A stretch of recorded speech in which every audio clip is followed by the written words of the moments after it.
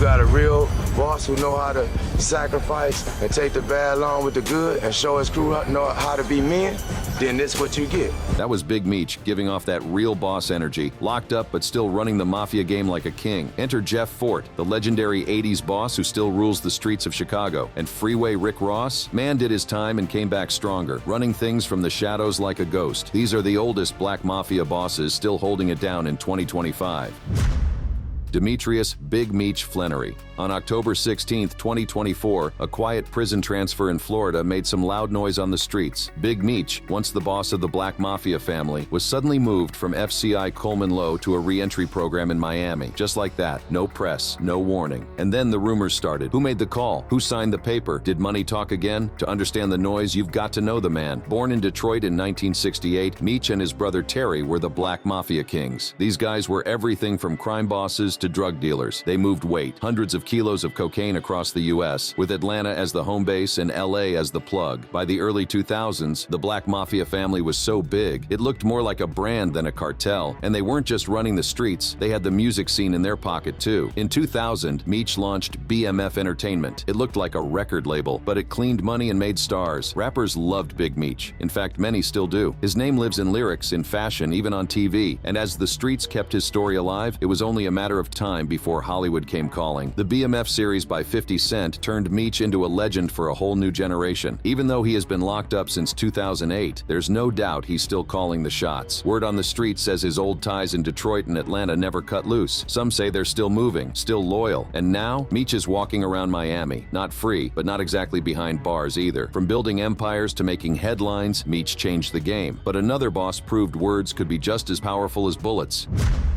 Dwayne Kefty Davis. Some bosses hold power in silence. Others, like Kefty, hold it with their mouth wide open. He's one of the last names from that old-school wave of Blackstreet bosses, the ones who ruled corners, controlled crews, and walked like untouchable kings. Most of them are gone, dead or laying low. But this one, he's still active, just in a different kind of way. Not pushing weight anymore, but still pushing buttons, still making moves with words, and somehow still getting paid. In 2018, Kefty shocked the world by admitting, on camera and in his book, that he played a role in Tupac Shakur's 1996 murder. He said it straight. He handed the gun to his nephew, Orlando Anderson, that night in Las Vegas. It wasn't a slip. He said it like it was just another story from the block. That story caught up to him. In July 2023, police raided a house linked to him in Henderson, Nevada. By September 29th, he was arrested and charged with murder. Nearly 30 years later, the game circled back. But here's what keeps Kefty in that still active category. He's been flipping his past into money, interviews, documentaries, TV deals, and word in Compton says he's still tied in with certain street names, quiet connections, old respect. He's not the man with the gun anymore, but he's still got the power to shake things up. Kefty used his mouth to make both money and trouble, but when it comes to quiet power moves, Terry Fenery wrote the playbook. Terry Southwest T. Fenery. They say real bosses move with discretion, but the wild ones, they move in plain sight and dare you to blink. Terry Southwest T. Fenery was never just someone's little brother. While Big Meech lit up Atlanta with cars, clubs, and cameras, Southwest T ran things from the West Coast, quiet, focused, and all business. He handled the plug. Cocaine came in heavy from Mexico, and Terry made sure it spread across multiple states without a hiccup. Then came the 2008 arrest, a 30-year sentence. Game over, right? Not quite. In May 2020, during the COVID prison release wave, Terry walked out early. Some thought he'd chill, retire, or fade into a normal life. Instead, he popped up on Instagram, dressed fresh, speaking on legacy, promoting the BMF series, and showing love to rappers. He made it clear he still got weight, just not the illegal kind, or so it seems. By December 2024, President Biden gave him clemency, making his early release official. But here's where it gets interesting. In Detroit, whispers say he's still got reach. Young dudes look up to him. Some even follow his lead. And his so-called entertainment moves, law enforcement thinks that might just be the new front. Terry doesn't need to move bricks anymore. His name still moves people. And in this world of Black Mafia bosses, that's the real definition of staying active. While Terry rebuilt his empire behind the scenes, another legend took an unexpected turn that shocked the game completely. Rafel Edmund III. The streets never forget a mafia boss, especially one who ran things like Rafel Edmund. In the 80s, crack flooded Washington, D.C., and Edmund made sure it spread across every corner. The violence followed close behind. Murders soared and gangs fought for dominance. The city became a war zone, and the name on everyone's lips was Rafel's. He controlled the flow, and with it, the chaos. But power like that doesn't last forever. By the early 90s, the feds closed in, and Rafel ended up behind bars. Still, he wasn't done. He made a choice that shocked many. He flipped. He worked with the authorities, helping take down Colombian drug suppliers, cutting a deal that would reduce his sentence. It earned him powerful enemies, but it also gave him a second chance. In 2019, he was released and placed into witness protection. To most, it seemed like the end of the story, but in the world of black mafia bosses, things never end so cleanly. Whispers started. Some said his old crew was back at it, moving high-level drugs through D.C., and rumors spread that Rafel might still have a hand in it all, operating under a new identity, keeping his influence alive without being seen. He stayed a ghost in the game until 2024, when a heart attack finally wrote the ending the streets never could. From a government witness to a man who was literally called God, the next boss ruled Boston with an iron fist and a name that made people tremble. Daryl God Whiting. They say the toughest bosses don't just run the streets, they make the streets run their way. Back in the 80s, Daryl Whiting controlled Boston's largest drug empire. He moved crack and heroin through Roxbury with precision, creating an operation that ruled the city. The violence that came with it wasn't random. It was his method for staying in power. Rivals who crossed him disappeared, leaving no trace. Fear kept everyone in check, and Daryl was the one who made sure it stayed that way. But then, something unexpected happened. In 1993, Daryl's empire began to crack. A shootout in Roxbury between his men and a rival crew turned the streets into chaos. The police were on his tail, and soon enough, Daryl was caught. He was arrested and sentenced to life in prison, but that wasn't the end of the story. From behind bars, Daryl stayed in control, still guiding his crew and giving orders to ensure his empire stayed intact. Fast forward to today, and the same areas Daryl controlled are seeing a rise in drug-related violence. Old associates are back in action, and whispers suggest Daryl's presence is still felt. The question remains, does his influence still run the streets, even from a prison cell? Well, when the violence spikes and the deals keep flowing, it's hard to believe the boss is really gone. While God ruled Boston, another powerful figure was making sure New York knew exactly who was in charge, a man whose actions still echo through the streets today. Lorenzo Fatcat Nichols. In the 1980s, Queens was a place where power wasn't given, it was taken. Lorenzo Nichols built one of the most formidable drug empires the city had ever seen. If you wanted to do business in his hood, you followed his rules, or else. And how did Nichols come by the nickname Fat Cat? Well, it came from more than just living large, though that was part of it. The name stuck because he was untouchable, and maybe because of a few too many late-night takeout orders. But who could blame him? When you control a city, the best things in life come easy. In 1988, Nichols made his mark on the city in a way no one could ignore, ordering the assassination of NYPD officer Edward Byrne. The murder shook New York to its core and sparked a massive crackdown on organized crime. Authorities eventually caught up with him, and Nichols was arrested, sentenced, and locked away. But he wasn't finished yet. In 2019, after years behind bars, Nichols walked out on parole, and his return didn't go unnoticed. Whispers began circulating, followed by rumors that his old connections were being reactivated. As violence in Queens spiked again, authorities started suspecting Nichols was using younger gang members as proxies to reclaim the drug markets he once controlled. It was as if the streets had been waiting for his comeback, and Nichols knew exactly how to make his presence felt. From Queens to Chicago, street legends have a way of enduring, especially when they have the audacity to challenge entire governments. Jeff Fort. There are mafia bosses who fade away when they're locked up, and then there's Jeff Fort. In the 1980s, Chicago didn't belong to the law. It belonged to the men who knew how to take control. Jeff Fort built his empire by one simple rule: control everything or eliminate anyone who stands in your way. The Black Pea Stone Nation didn't run just the streets. They controlled entire neighborhoods. Drugs, extortion, violence, it all flowed through Fort's operation. He didn't simply lead a gang. He commanded an empire that kept Chicago on lock. Fort's ambition went beyond the streets. In 1988, he made a move that no one saw coming. He tried to secure funding from Libya, offering to carry out attacks on U.S. soil in exchange for money. That plan crashed when the authorities caught up with him, leading to his arrest and a long prison sentence. But even from a supermax, Fort's presence didn't fade. Behind bars, he remains a leader among the inmates. Word spread that Fort runs prison gangs inside the prison walls. He controls everything from who gets the best deals to who's running the show. Fast forward to 2019, and violence surged in the very places Fort once controlled. Many began to wonder if his old connections were still in play. His name started ringing out on the streets once again, as if his influence never left. International deals may have been Fort's downfall, but our next boss proved that real power means building a system that runs itself, with or without you.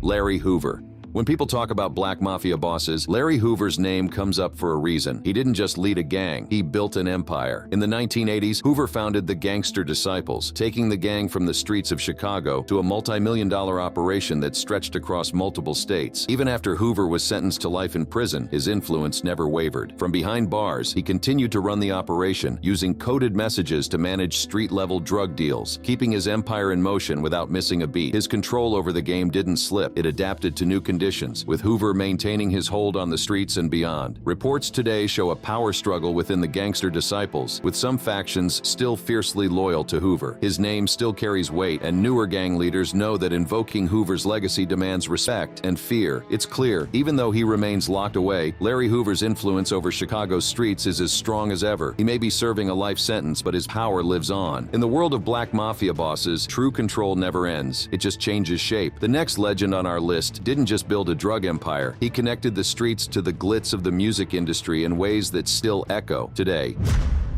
Kenneth Supreme McGriff.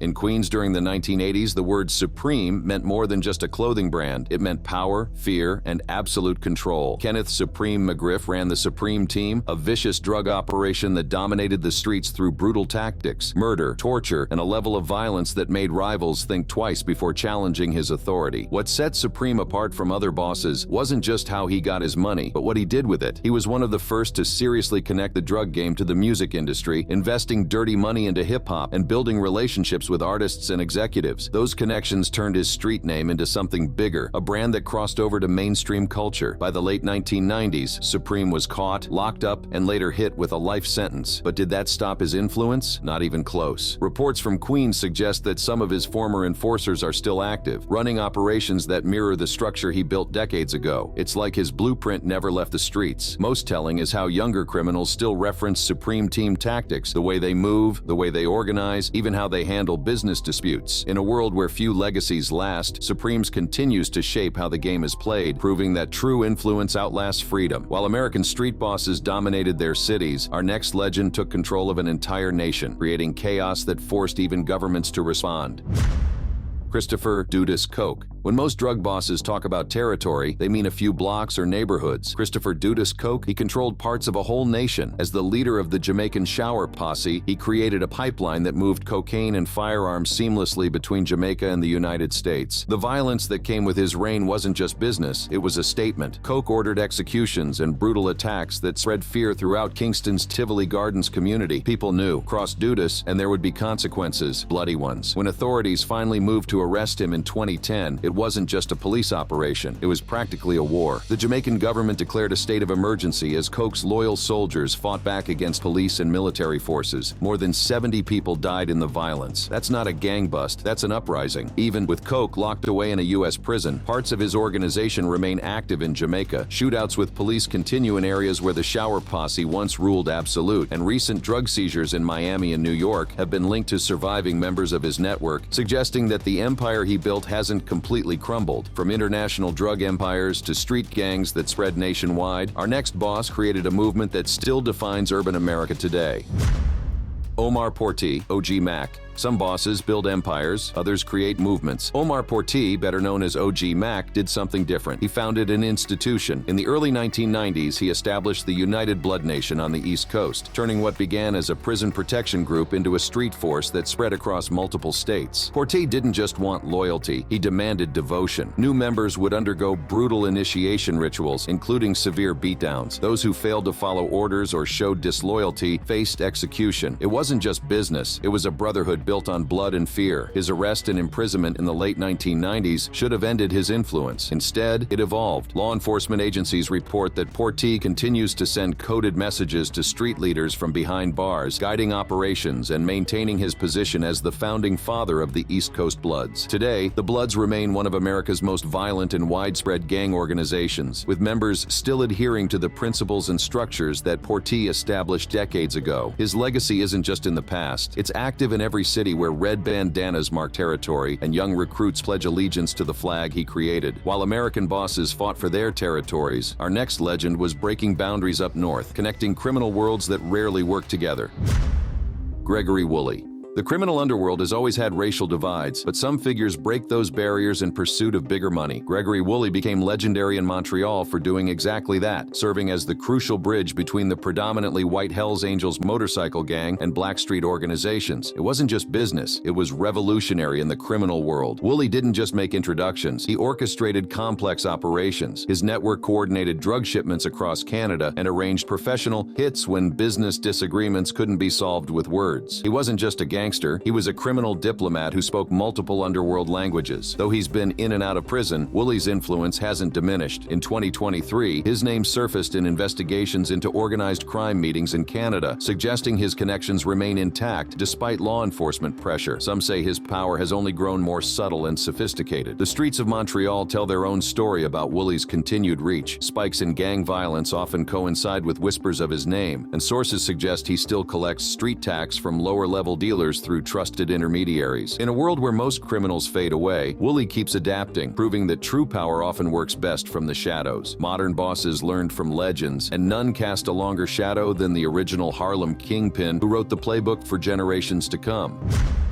Ellsworth Bumpy Johnson. Before the crack era, before the modern cartels, there was Bumpy Johnson, the original template for what a black mafia boss could be. In the 1930s through the 1960s, Johnson dominated Harlem's heroin trade, creating alliances with the Italian mafia that allowed his business to thrive while others failed. What made Bumpy different was his approach to power. He wasn't just a drug dealer, he was a strategist. When situations called for violence, he delivered it with surgical precision, arranging hits on rivals and ordering beatings that sent clear messages without unnecessary bloodshed. He understood that excessive violence brought heat, while calculated fear brought control. Johnson died of a heart attack in 1968, but his influence never truly faded. Even today, certain Harlem-based criminal groups claim to operate according to principles he established decades ago, a code of conduct that balances business with community respect. What's most remarkable is how Johnson's name continues to resurface whenever new criminal enterprises emerge in Harlem. Young hustlers invoke the Bumpy Johnson way of handling business, a mixture of ruthlessness and strategy that's been romanticized in films, music, and street mythology. Few figures from the 1960s still hold such relevance in today's criminal landscape. While Bumpy wrote the East Coast playbook, another legend was changing the game out west with a business model that would echo for generations.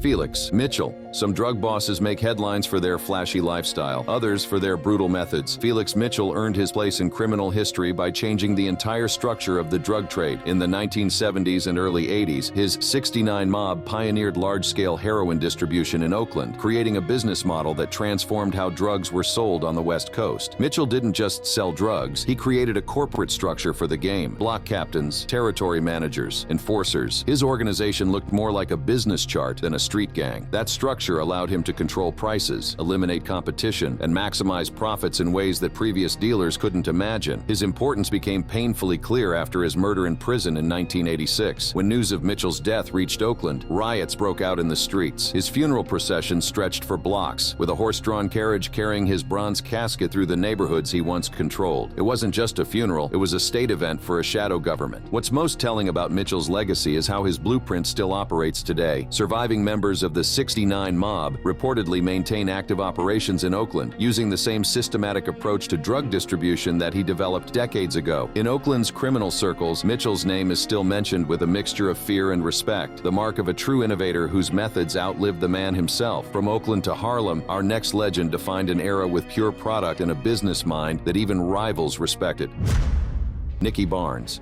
In a world of street legends, some names transcend the game. Leroy Nikki Barnes didn't just run drugs in Harlem. He created an institution. As head of the Council, a 7-man ruling body, Barnes controlled heroin trafficking throughout New York City during the 1970s, with a corporate approach rarely seen in the drug world. His product wasn't just another fix. It was a brand. Blue Magic heroin, smuggled from Southeast Asia with Italian mafia connections, dominated the market with its purity and consistency. Users knew what they were getting when they bought from Barnes's network. It was product reliability before that concept existed in the drug trade. Barnes's story took an unexpected turn when, after feeling betrayed by his own organization, he turned government informant in 1982. His testimony helped dismantle the very empire he had built, sending dozens of former associates to prison. He disappeared into witness protection, living under a new identity until his death in 2012. Yet even after his betrayal and death, remnants of Barnes's network continued to influence Harlem's drug landscape. The organizational structure he created, with clear chains of command and territory management, helped shape how newer generations approach the business. In a world where most criminal legacies fade quickly, Barnes's business model continues to echo through the streets that once feared his name. While Barnes built his empire through organization, our next legend created his through pure innovation and international connections that changed the game forever. Frank Lucas.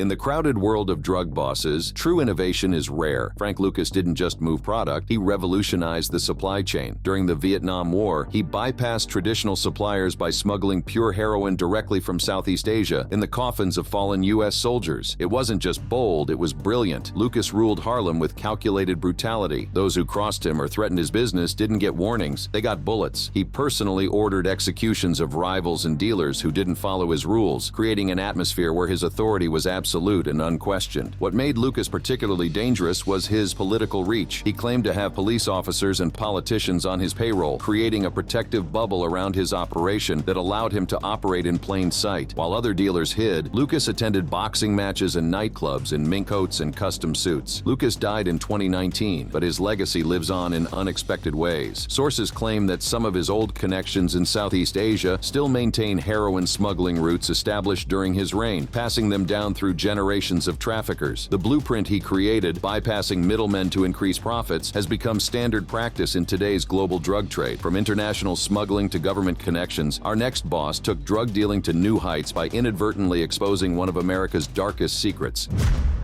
Freeway Rick Ross. Some criminals change neighborhoods, others change cities. Rick Ross changed American history. In the 1980s, he built a cocaine empire that moved products supplied by Nicaraguan traffickers with CIA connections, unknowingly becoming part of a scandal that would later rock the U.S. government. Ross wasn't just successful, he was historically successful. At his peak, he made over $2 million per day, controlling a distribution network that fueled the crack epidemic across America's inner cities. He wasn't just a dealer, he was a wholesale supplier to entire regions, transforming how cocaine moved through the country. After serving time in prison, Ross was released in 2009 and claimed to have left his criminal past behind, focusing on legitimate businesses and mentoring. But law enforcement sources haven't been so sure, suggesting he may maintain financial connections to West Coast drug operations through complex arrangements that keep his hands clean on paper. What's undeniable is Ross's lasting cultural impact. Young dealers in Los Angeles still study his methods, and his name remains a reference point for ambition in the drug game. His story, one that connects street-level crime to government conspiracy, ensures that even as the man tries to reform, his legend continues to influence a new generation of hustlers. While some bosses build legacies that last decades, our next legend pulled off something even more impressive. He completely disappeared.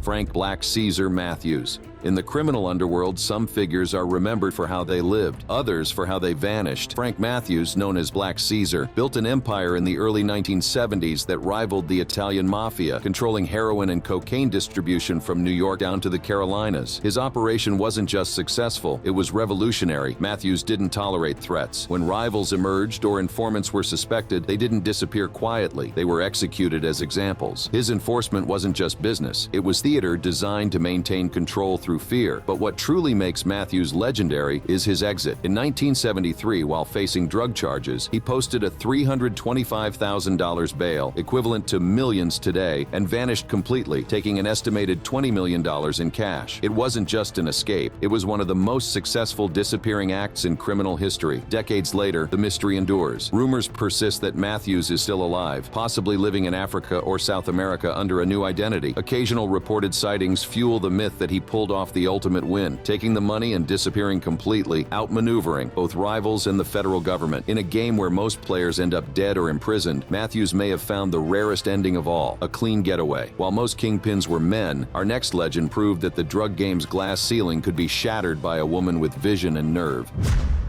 Jemiker Thompson. In a world dominated by men, some women didn't just participate, they led. Jemiker Thompson, known as Queen Pin, built a cocaine empire in 1980s Los Angeles that spanned multiple states, generating millions in profit through sophisticated distribution networks. She wasn't just in the game, she was changing it. Thompson's approach to business included ruthless enforcement. Rivals who challenged her territory or tried to undercut her prices weren't just warned, they were eliminated. Her reputation for ordering executions kept competitors cautious and customers loyal. After her arrest and subsequent release from prison in 2005, Thompson claimed to have found religion and turned away from crime. She wrote books, gave interviews, and became a minister, presenting herself as a redemption story. But law enforcement continues to monitor her, suspecting that old connections might still be active beneath the surface of her public reformation. What's most telling about Thompson's legacy is how her name still carries weight in certain Los Angeles circles. Former associates reportedly maintain drug operations that follow the blueprint she established decades ago. ago, suggesting that even as she preaches against her past life, the structures she built continue to function without her direct involvement. When a woman conquered L.A.'s drug scene, she proved gender was no barrier to power. But our final legend showed that true innovation means bringing cartel-level organization to American streets.